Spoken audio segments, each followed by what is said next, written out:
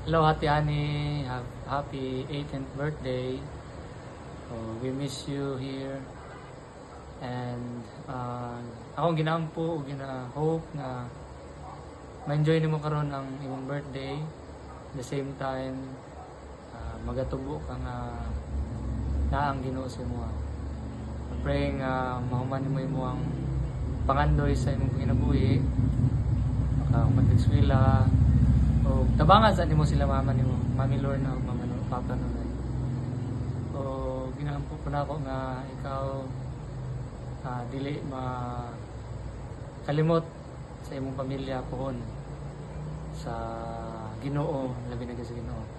O ayaw kalimot dito simba kanunay.